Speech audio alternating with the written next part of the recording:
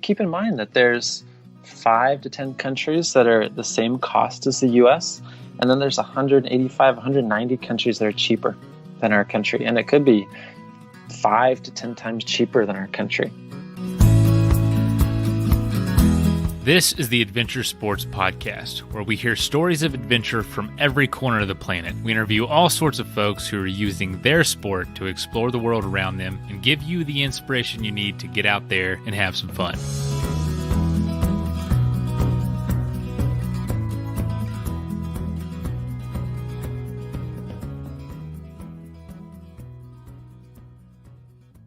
Today's episode is really meant to inspire you for when this whole quarantine thing passes. Brian Asher is a teacher in California and was able to travel the world. He did take a year off of teaching to kind of complete this.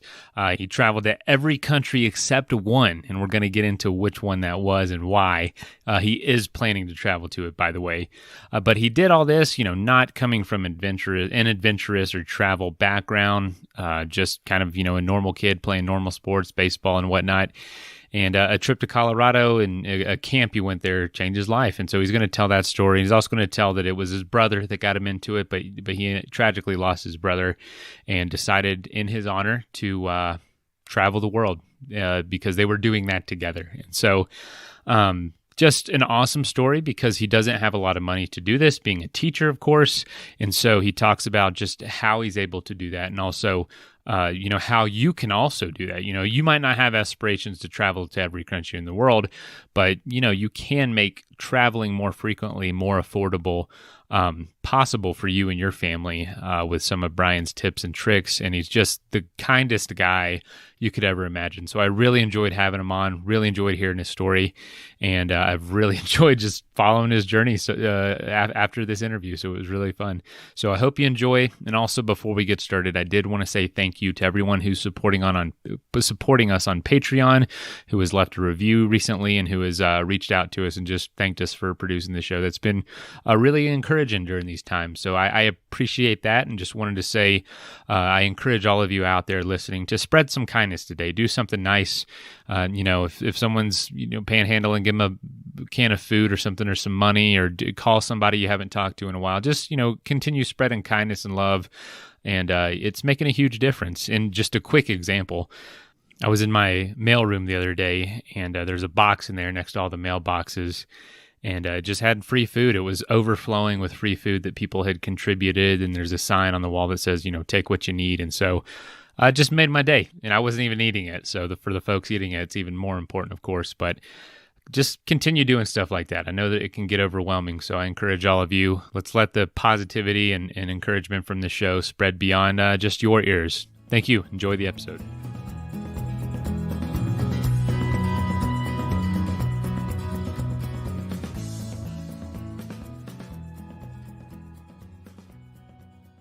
All right, folks, just an awesome episode today. There's a lot I don't know about this story because obviously there's a lot to it. So I'm excited to talk to Brian Asher about literally traveling the world, every country except for one, and we'll talk about that.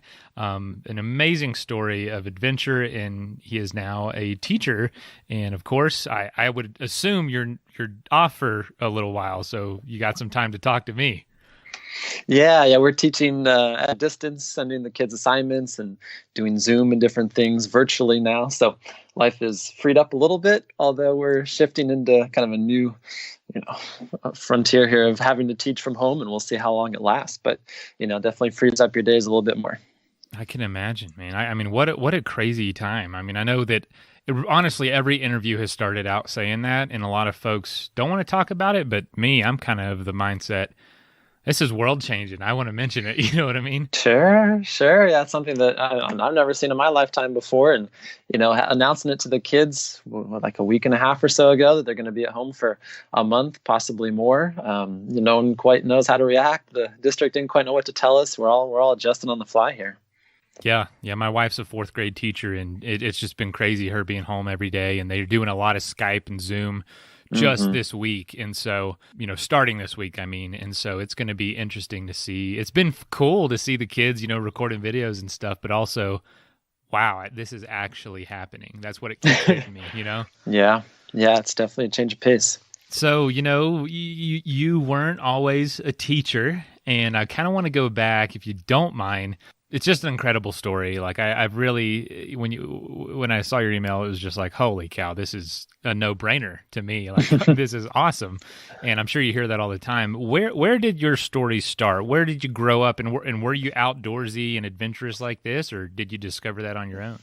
Sure. Yeah, my family did not spend much time in the outdoors. I played soccer, basketball, and baseball in high school. Loved the team sports, and it started really after I finished playing college baseball, first year in college, and then my younger brother, invited me to work as a summer camp counselor out in Colorado, and that was the first time I'd ever really spent major time in the outdoors. Wow, in college was In the first time. college. Yeah, That's it was the first time. awesome. I never camped. I had never run for fun. It was always punishment. I had never really done a hike besides a couple miles here and there in the summertime. And so the outdoors was completely foreign to me. I was way out of my league, kind of in training school out there in Colorado the first time with basketball shorts and shoes on and sweatpants. I had no idea what I was doing, and hated it for the first couple of weeks because I was so out of my comfort zone, but then grew to love it as the first summer went on, and I got hooked on peaking the 14ers, which we let our teenage kids in camp out in the collegiate peaks working in Buena Vista there, and that started really getting me hooked into the outdoors. Oh man, I was going to ask you where in Colorado. So in Buena Vista, I live in Denver, so not too far Mm-hmm. at all, and I Mm-hmm. venture out there all the time, just even for a quick, evening stroll, just driving around. But it's funny you say that about sports, not knowing what you're doing. Same thing, man. I was in college. My first adventure in Alaska was the first real thing I ever did, and I remember wearing my basketball warm-ups.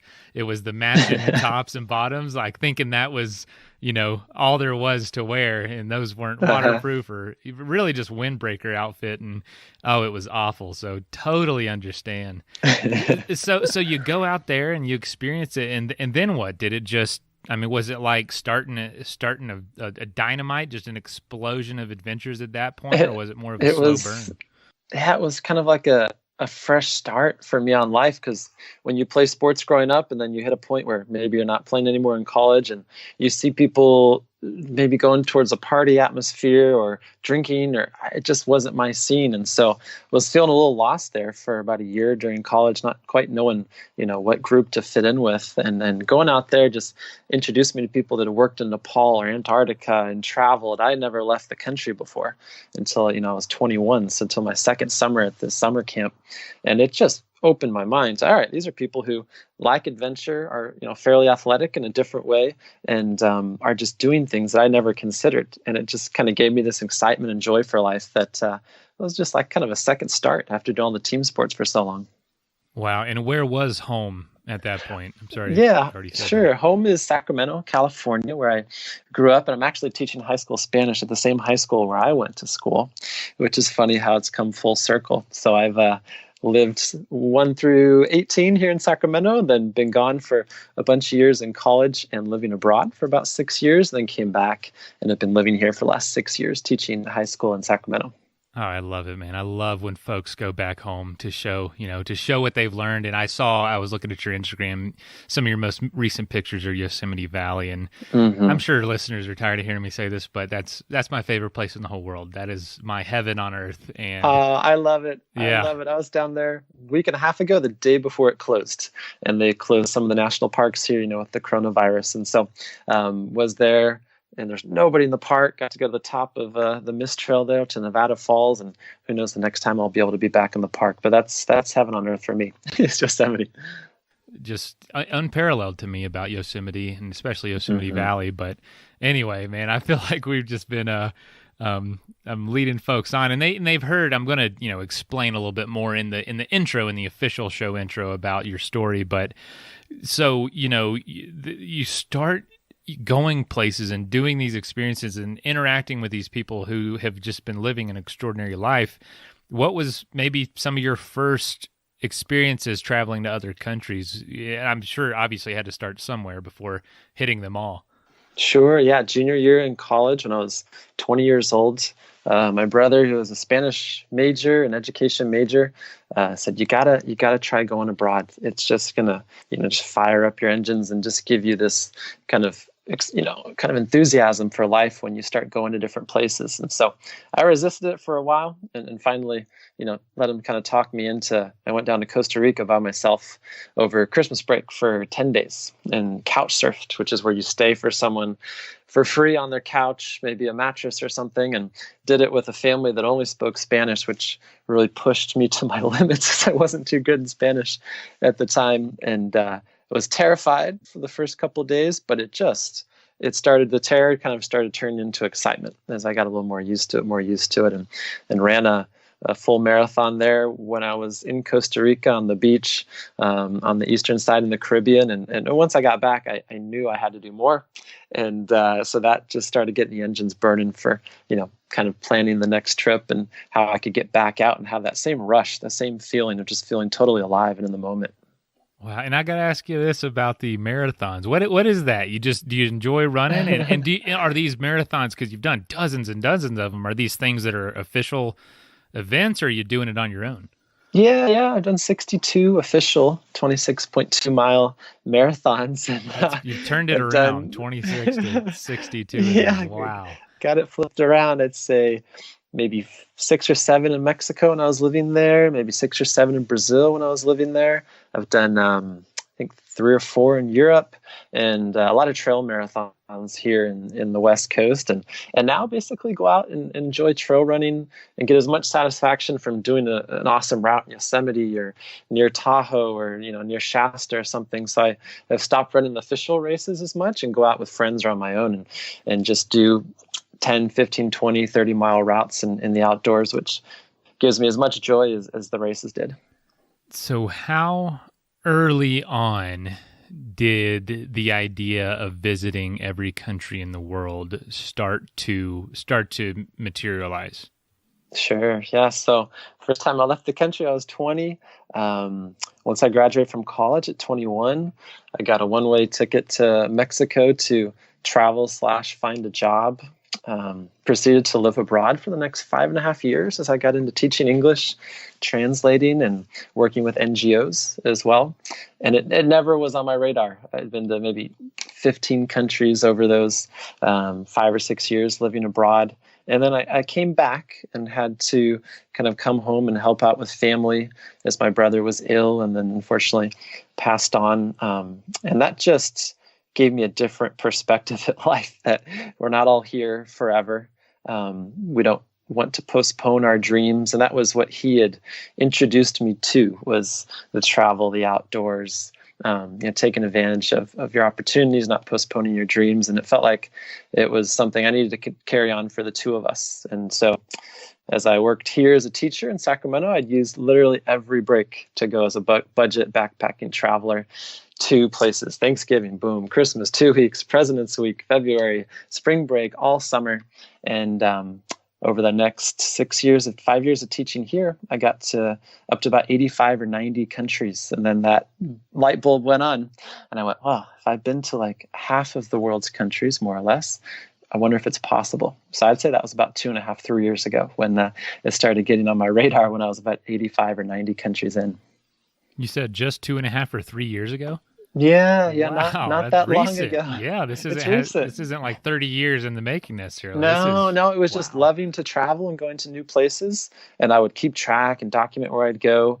But the number didn't mean anything to me. It was cool. Oh, you've been to 30 or 40. But it was just the excitement of picking, this summer I'm going to be in Southern Africa. Next summer I'm going to go all the way through Eastern Europe from Istanbul to Stockholm. It was just the excitement of new places. I didn't have that goal on my radar at all until just a couple of years ago. That's incredible. And now you mentioned a big inspiration was your brother who passed away. Is that, that's just, a lot of people don't, like, a huge pivotal moment for people is when something like that happens. And do you think that was almost like, would you be doing this if that hadn't happened? I don't know if I would. I think I would continue to travel, but it really hits home when, you lose your best friend and someone that introduced you and that you plan doing these things together your whole life, that, we just need to go forward. I was very down and depressed for a couple of months, came home, left my teaching and, a job, an apartment, and girlfriend and everything in Brazil, to come back home. And so it was something like, I have to go forward. And what's it that gives me the most peace, that I had the most joy doing with my brother? And it was the outdoors and the travel and just that feeling of being alive and doing what you're passionate about. And so it just came clear, I have to continue with this, not just in a little bit, but in 100% way, because it's an outlet that's allowing me to live an inspired life for both of us and hopefully share that with other people. Oh, absolutely, man. Absolutely. So you're taking advantage of every break that you're able to do this, it sounds like. I've traveled. I've not obviously traveled as much as you. I've gone a handful of places, and I know enough to know that places surprise you. And, I tell people all the time, like, one of my most favorite states I've ever visited was Nebraska for some reason. Just it was just the right mixture of people and weather and experiences and just surprise, I guess you could say. Is there a place or a few places that have been like that for you, where maybe you didn't have a lot going in, like, oh, it's going to be fine, but then it was just amazing? Sure. Yeah. Last year, I guess I should explain the reason why I've been able to jump from 90 or so to 195 countries here, is that last year I took a leave of absence from teaching and saved and planned and was like, all right, if I have 14 months, how can I do it? And so last year I got to 100 countries over 14 months and didn't come back once, and stayed in regions like West Africa and went by local transportation. And so could budget, the finances a lot better, taking local transport instead of always flying back to the US or Europe or something. So last year was an insane adventure with these 14 months. And I would say one of the countries, getting to your question, that really surprised me is Pakistan. Pakistan was by far one of my top 3-4 countries in the world I've ever been to, and not for everyone would I recommend it, but I mean, for me, it checked all the boxes. It was extremely authentic. You don't see any other foreigners or travelers there. The outdoors is insanely beautiful. I think, picture kind of Nepal with some of the biggest mountains in the world, but 0.001% of the people that go there. The people, I always love to share that literally everything was free for me in Pakistan, which I've never had in any other country in the world, because during the 21, 22 days I was there, they would not let me pay for anything. I would walk into a shop, a market, a little sandwich place, and they'd know that I wasn't from there and say, no, like, it's on me. The Quran teaches us we want foreigners and visitors to be treated well, treat you with respect. And if you ever have the chance to go home and share what it's really like in Pakistan, this is the image that we want to give you.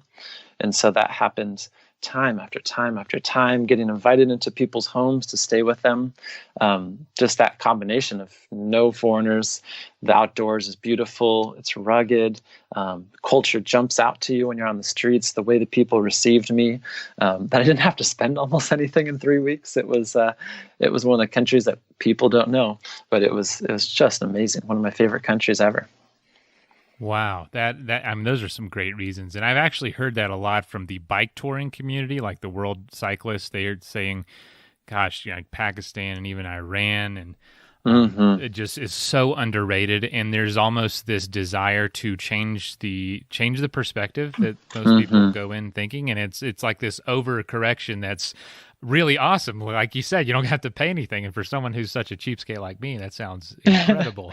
Me too, as a teacher. You got to save your money when you can. Absolutely. That being said, like that, bringing that up, teaching, oh my gosh, you get to come back to school, when you're there, or when you came back after that year of absence, and just the richness that you probably get to teach with at that point. I mean, does it add to your ability to teach at all, or does it take away? Because I know sometimes it spoils you to where it's like, oh, I don't want to go back to my normal life, I'd say it definitely adds to what you can give to the students, as far as, you could talk about it and read about it or point out things in a textbook, or I could share all of my own firsthand personal experiences, photos, videos from YouTube, work them into the lesson plan. And so I know how I was when I was 15 or 16, and I didn't necessarily love Spanish, and try to make it in a way that's, interesting for them. Hey, this guy's living it, doing it. They know where I'm going during my next break. They know that Thanksgiving break, I was in Syria, Libya, and Algeria, going to, three of the last countries in the world for me. They're keeping tabs on me. So I feel like when you can connect with a teacher or a student, then that makes it come alive. And so I definitely try to do that with the kids. Are you the type that can get going on personal stories and kind of take up the whole class period talking about it? Yeah, sometimes you get going. And if they're interested, I'll go off on it. But yeah, I mean, you do a combination of what you need to do and what you love sharing about.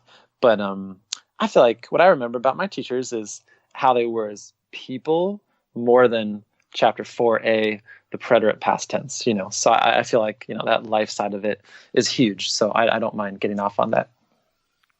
Yeah, man, that's what life's about. And I'm sure you can teach lessons, from the heart at that point.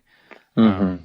Gosh. So what about the flip side? Has there been any place that I don't want to turn it negative necessarily, but a place that was like, well, this might be a little overly advertised, it wasn't as advertised.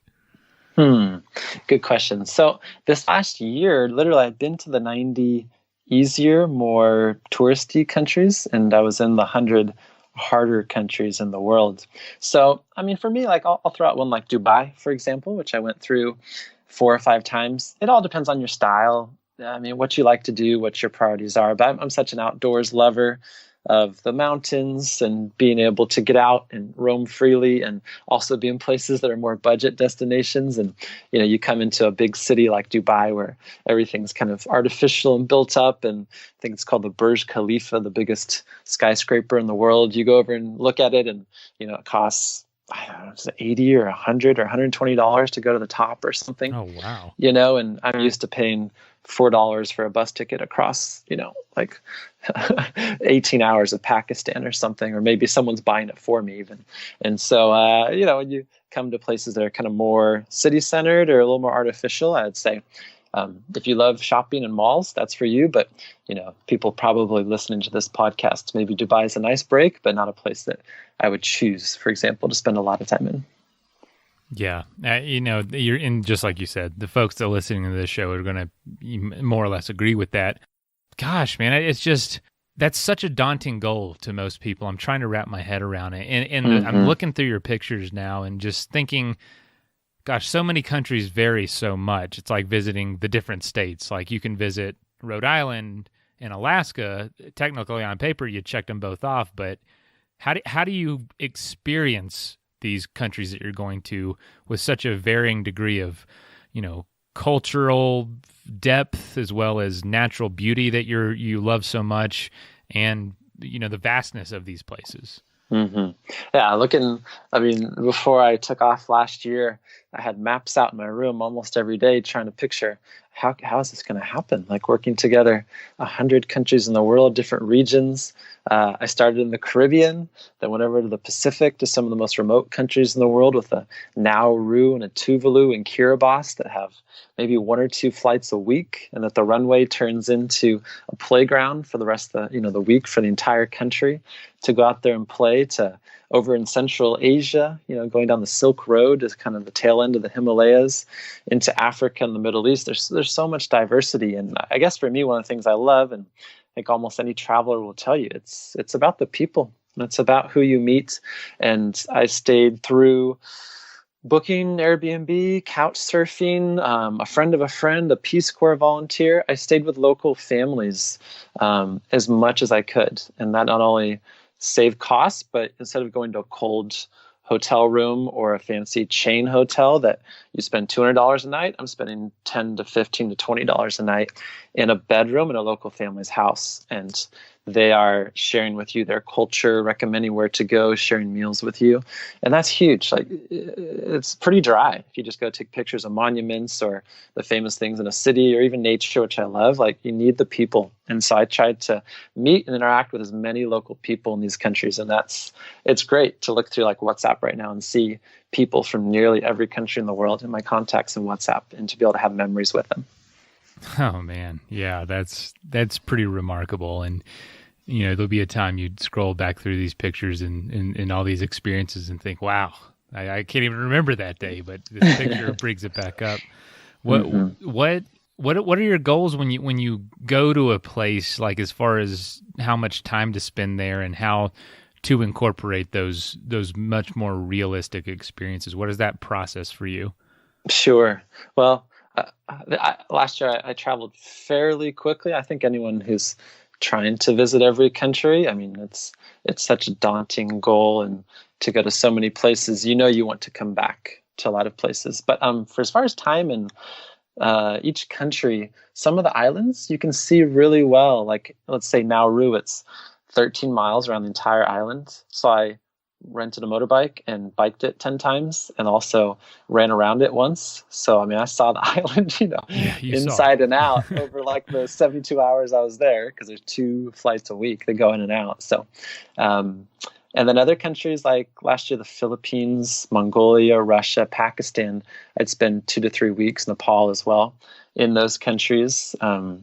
So in the past, I always used my school breaks. So it was Israel and Jordan for 10 days or something, and, countries that I could see fairly well. South Korea for, 8, 9 days. So last year was a little bit faster of a pace, but I did slow down on a lot of the countries that I felt like I wanted to see more. And I've got a big list of ones I want to go back and see as well. What is at the top of that list?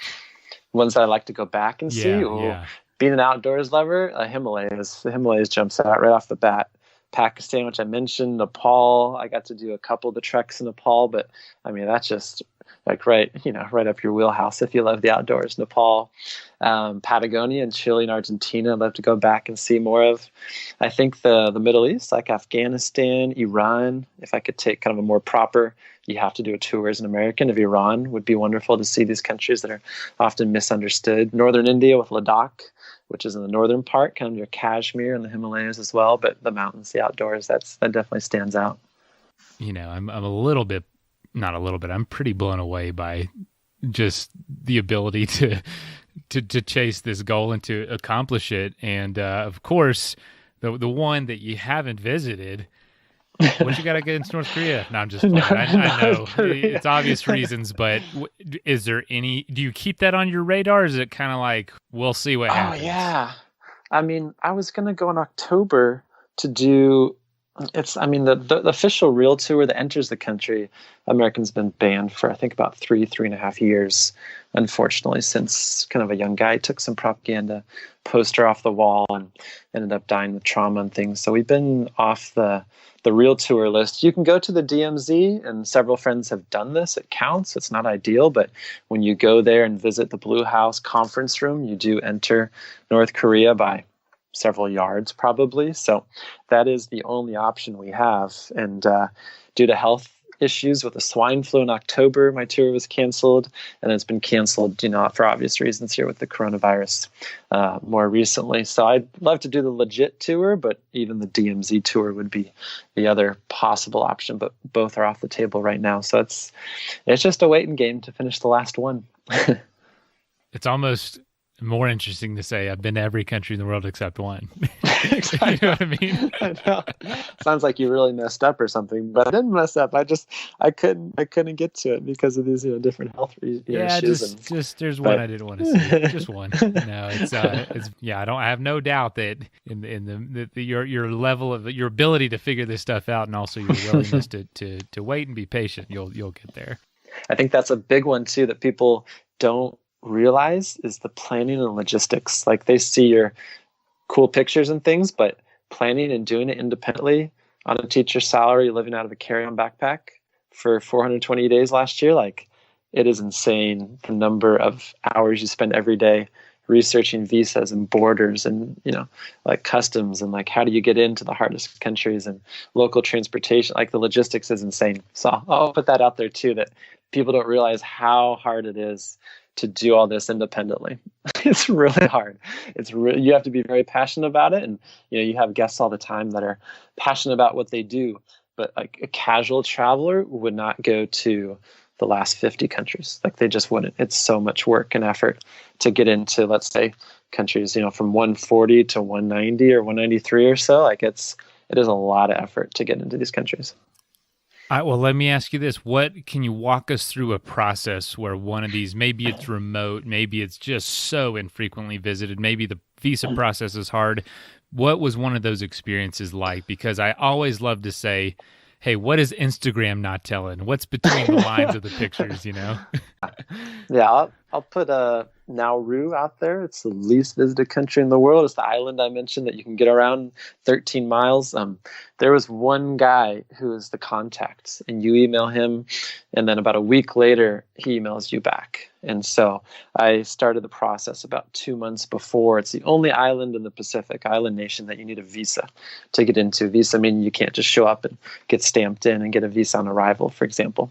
And so I started emailing this guy, having heard stories about it from other friends, months before I started going. And, you send one right after he sends one back to you, and then you wait another week or so, and then, you're missing this document, or you're missing a letter from your employer. You need to have this, other, photocopies of your passport and things, other pages. And so, in the Caribbean, making my way through the first few countries, getting all these documents to him. And literally the first 3 months, I'm working on this. And finally, when I'm getting down to my last couple of countries in the Pacific, everything's squared away, and he sends me my visa confirmation, and I'm able to get in. So I get one of the bi-weekly flights that goes up. I think it was from Fiji, it's just the hub in the Pacific, up to Nauru, in on a Tuesday morning, out on a Thursday. So I'm there for 2.5, 3 days, and just squeezed it in before I had to hop over to my next region, which was Central Asia. And so that one took me 2 to 3 months, and that's just one. Africa is full of visa requiring countries, and every single one's another process to figure out how to get into these countries. Wow. And that with booking flights, and flights are not cheap to these places, I'm sure it does get. Was there a point where you said, I just do not want to finish these last 50 countries or something? Well, Africa was really the tipping point. There's 54 countries in Africa. I had to get to 41. I'd been to 13 before last year. And so I'm looking at 41 countries. A lot of them are notorious for hard to get into. And I'm not getting them from visa processes here in the US, where you send it into DC, you got months to wait, you pay someone like a service. If I can do it, I'm going to do it on the go in the country. So I'd block out, let's say, a week in Abidjan, Ivory Coast, because I've heard stories from friends that you can get visas for Niger, Mali, and Burkina Faso pretty easily, supposedly, in Abidjan. But there's one guy there. He might show up certain days, not other days.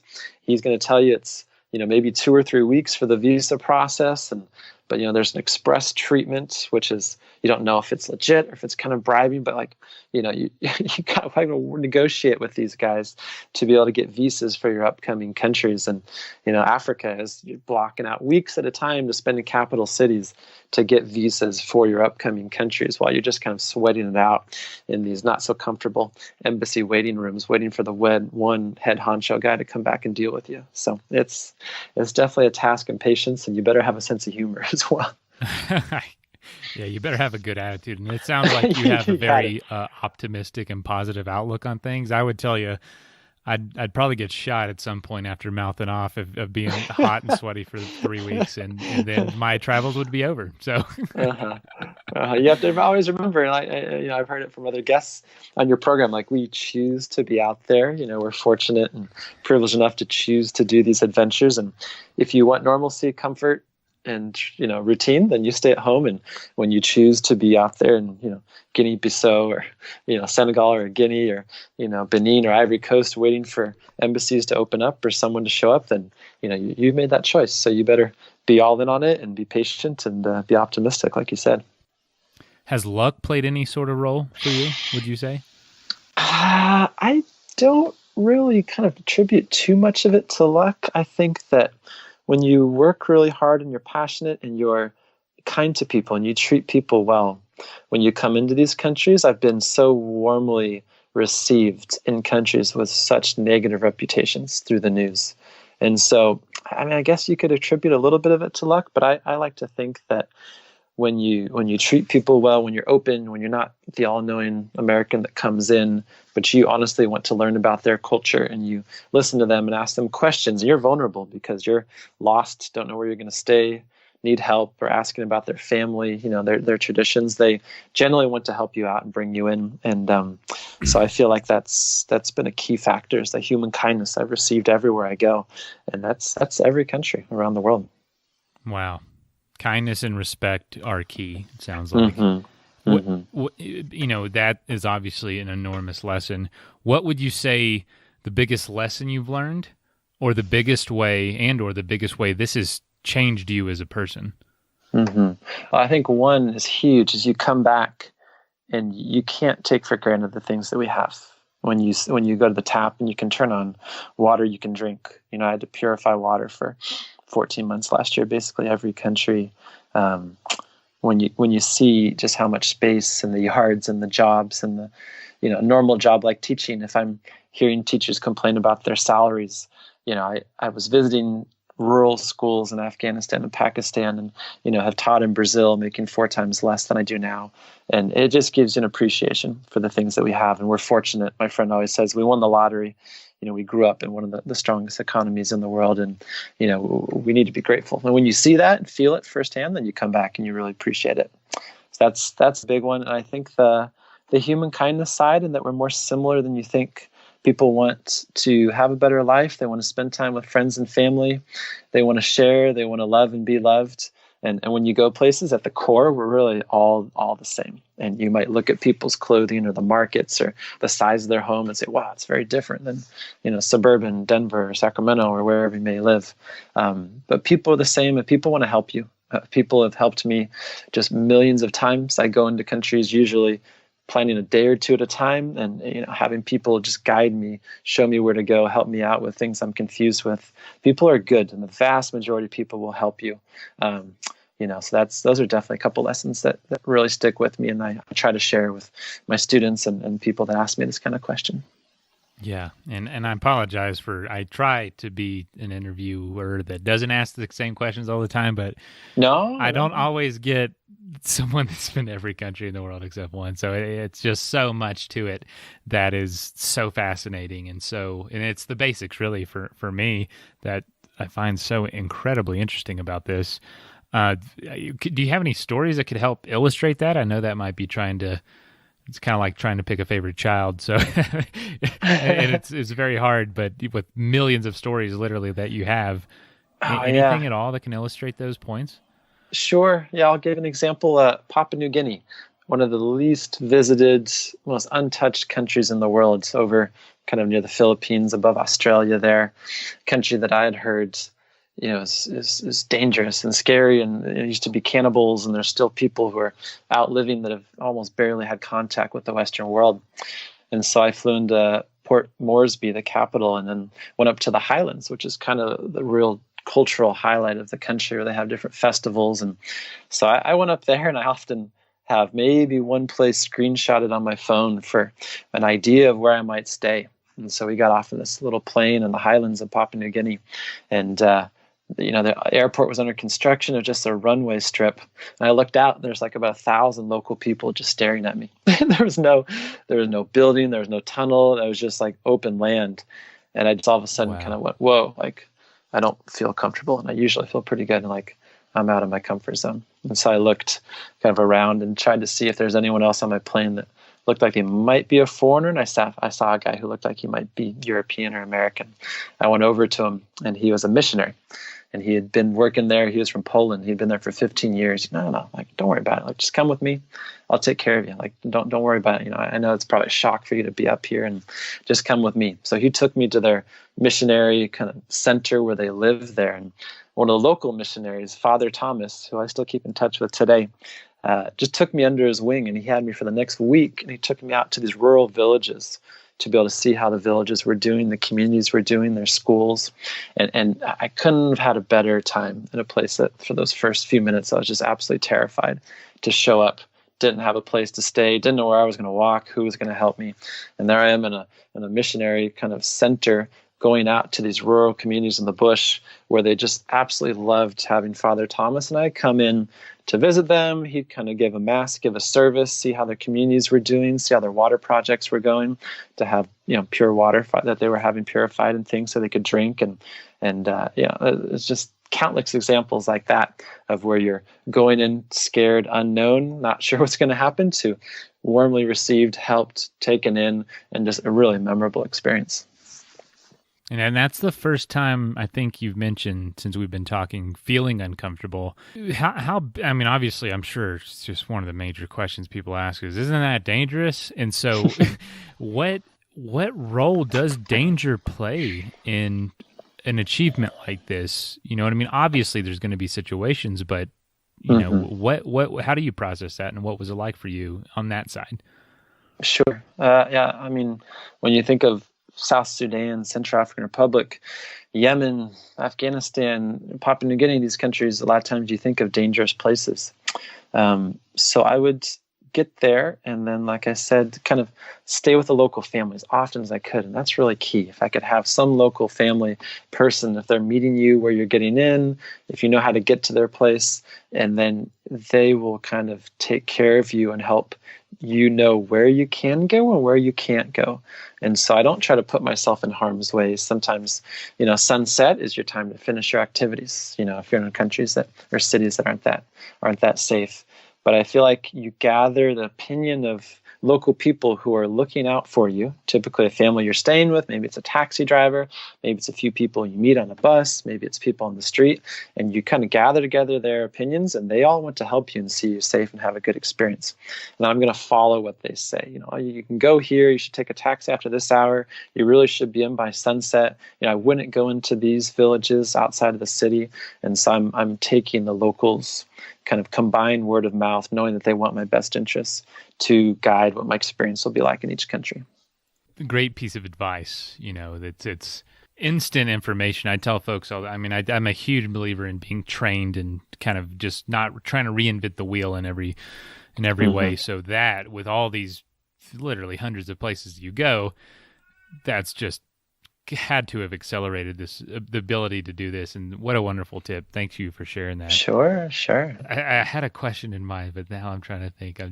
I'm blown away by this, and I'm looking at your pictures, so it's hard to it's hard not to be inspired at the very least. No, I'll share one more thing sure. as well while you're thinking. I know that like your podcast and other podcasts that I've had, when you're out on these, I think people don't realize how much of your life you spend in transportation when you're on the road.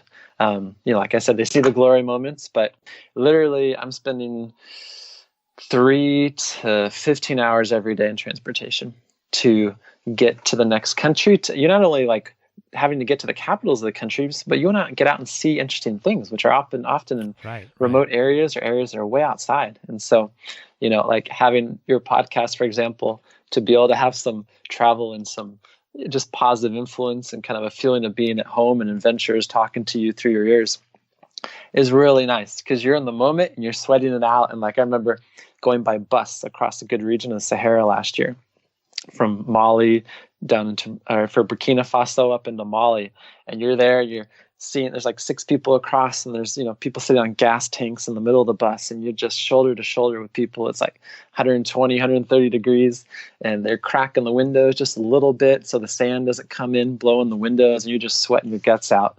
And like you need to shut your whole system off.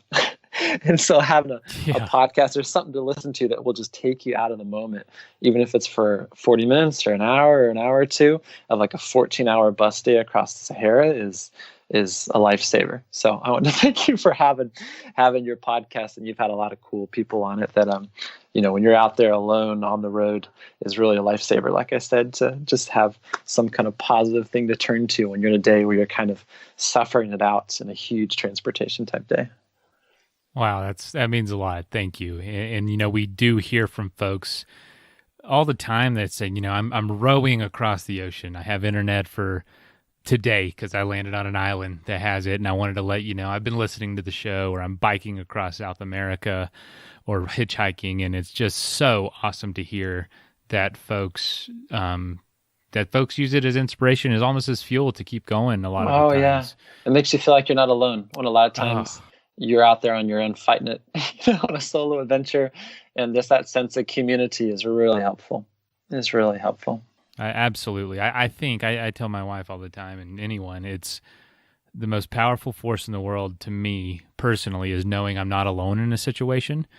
And that just is instantly a game changer for anything I'm ever going through, when someone is willing to admit it and say, I'm going through this too. And it just, how invigorating that is. That's fantastic. And that's what you're doing every week. So thank you. Yeah. Well, no problem. It's my pleasure. I sit at my desk a lot for you guys to be out there, you guys and girls to be out there. So, but it did remind me of what I wanted to ask. You said a lot of people don't realize just how much travel is in, or just how much transportation time is in travel. What are some other misconceptions about this that you think folks don't really understand until they do something like this themselves? Yeah, I think people see the glorious side of it. Like you just said, done a couple like good morning shows on TV, and I'm so jealous. And I know that I'm like, man, if you were with me for 2 days last year, staying where I'm staying, like maybe you're jealous if you spend $300 or $400 a day, but I'm spending like $20 to $40 a day. And so the version I do it, you're not going to be that jealous because it's going to be pretty uncomfortable. Yeah. No Starbucks out there. Yeah. Let's see. I think that you have to be really rich to travel as well. I think that's another big one that, I have never had my parents pay for a cent of anything, and have done it on an English teacher abroad salary, which is way less than I make now, and now on a high school teacher, here in the U.S.'s salary. So I think that's a huge one. People think you have to be absolutely super rich. And I tell people, like, if I bought a new truck last year for $30,000 or $40,000, like no one would have blinked, because it's, your fifth year teaching. Congrats, you got a new car or a new truck. Yeah. But because I chose to go out and live in a backpack and stay at local people's homes and go to 100 countries, people think, he's insane, or he's crazy, or he's all of a sudden got a ton of money, or this guy's a rich guy or something. Like it's what you prioritize. And so I think that's a huge one. And doing it depends on your style, but travel does not have to be luxurious. It's never been luxurious for me. Like the idea of having a kind of like a bracelet on your wrist for unlimited drinks, or hanging out at the beach, that's being a tourist. And I've never felt like a tourist. I've always felt like a traveler or an adventurer. And honestly, it's real. I meet people because I'm doing things how they do it. I'm not doing it being escorted away in a car or a truck or in a bubble on a beach in Vallarta or Cancun or Cabo San Lucas or something. Like I'm taking a bus across Mexico, or with the people on the Chepe train going across Chihuahua and the Copper Canyon. Like I'm doing how the local people travel. And so that's huge, and it makes it so much more authentic to me. So I'd say that's one of the big misconceptions, is people think it's glorious with fancy clothes and fancy hotels and all you can eat. And like, that's not the style I've ever done. And I feel like the style that I do and a lot of my friends do is it allows you to get an in to how the people there live. And that's one of my favorite things to experience. Man, I just can't tell you how much I want to reiterate every point you're making. And it's absolute fact. A lot of people say they're jealous, and a lot of people, want to do this, but the way they want to do it is going to be thousands and thousands of dollars, more than it has to be. And so, I really encourage folks. This is, we're a bunch of dirtbags that listen to the show, so we're all about that. And me, oh my gosh, I slept in the back of my truck a week ago, and that's just because, I'm out there. I don't want to pay for a hotel or anything, of course. And it's just a great experience. It's those kinds of things I think just really open up your world and really make things possible, because you don't need an $80,000 Sprinter van to go camping. I don't know where people got that idea, but you don't need that. You don't need all these things. And so for someone, this is just such a great scenario, because you're a teacher, and for folks in the States especially, lots of teachers. My wife's a teacher. We lived off her income for a long time as I was finding my way. And, you make it seem so possible and doable for people. What are your pieces of advice for folks who are maybe afraid, never traveled much, never been out of the country much, but want to, and don't have a whole lot of money to throw at it? Sure. Yeah, I'd say keep in mind that there's 5 to 10 countries that are the same cost as the U.S., and then there's 185, 190 countries that are cheaper than our country, and it could be 5 to 10 times cheaper than our country. And so I think people tend to go to Western Europe, which is one of the more expensive places in the world. But if you go to Latin America, if you go to Southeast Asia, if you go to most of the developing world, things will be much, much cheaper. And what we make in a month here could last you if you're, kind of more of a budget traveler, like a lot of listeners probably are on this type of show, would, could last you a long time. So I'd say, know the places are much cheaper than the US in general. And also, if you can have a local contact where you're going, I think that breaks a lot of the fear. In the beginning, when you're first wanting to go somewhere, people are afraid because it's unknown and it's scary. And if you have a friend of a neighbor, if you have a friend of a friend, you have a distant relative, you have any contact that's in any country, that's really a great jumping off spot. And maybe that's somewhere like Mexico, because we have so many people that are from Mexico or have family from Mexico here. That's where I started. One of my first couple countries was in Guadalajara. So if you have a local contact there, that's huge, because someone that can show you around will break that ice. And then hopefully you'll start gaining a little bit of confidence for going more on your own. But if you know someone in the country, that's a great place to start.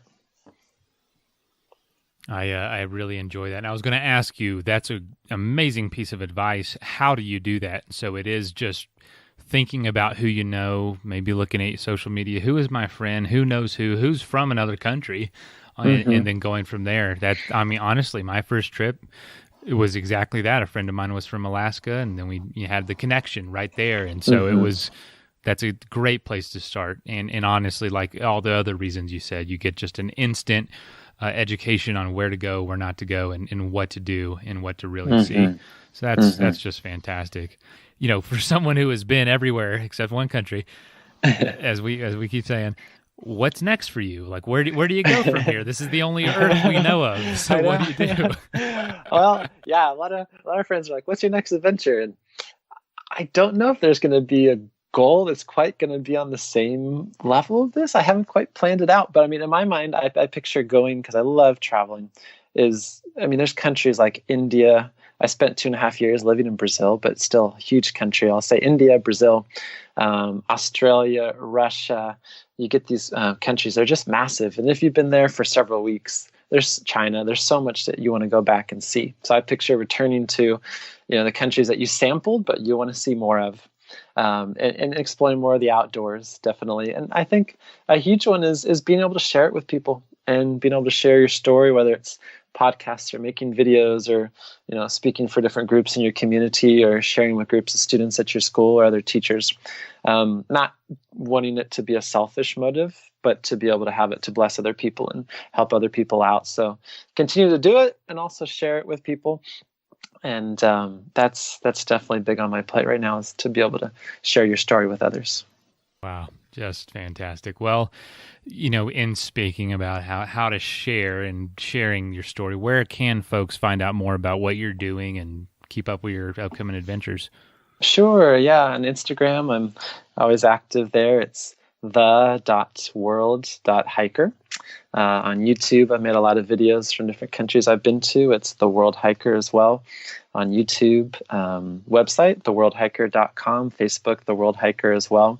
And always active on those. And I feel like one more thing I wanted to add, like for this community, to go from endurance or outdoor sports into travel, it's a natural transition. Like a lot of the things, the same qualities you use for these sports, when you put it into budget travel, endurance travel, like anyone who does these outdoor sports would be a great fit for someone that could love traveling. And so I feel like the two naturally kind of mesh together.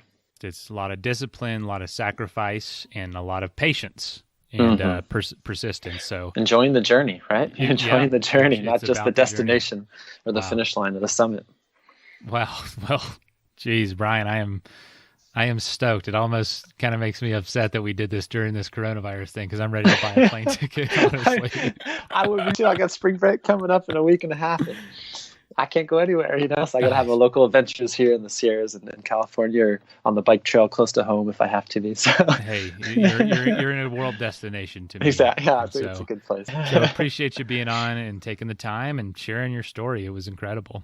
Oh, well, thank you for having me on, and thanks for the work that you do. And seriously, you help a lot of us out when we're in our kind of darkest moments on the road, to have that sense of community. It's huge. So thanks for all the effort you put into the podcast. Oh, it's returned to me. I do it for y'all, and y'all do it for me. It's great. So, all right, man. Well, we'll talk soon, and I'll let you know when it comes out. Okay, sounds right. good. Thanks so Brian. much, Mason. All right, Alrighty. First of all, thank you so much for listening. It means the world to us that you choose to listen to the show. If you'd like to help us further, you can leave a review on iTunes, share us with your friends, your family. It goes a long way to grow in the show. You can also support us financially through patreon.com/adventuresportspodcast. Link is in the show notes. And also, if you have an idea of who could be a good guest for the show, we're always looking for people to tell their story about the outdoors or adventure. So if you know someone, please reach out. Email us at info@adventuresportspodcast.com. And until then, get out there and have some fun.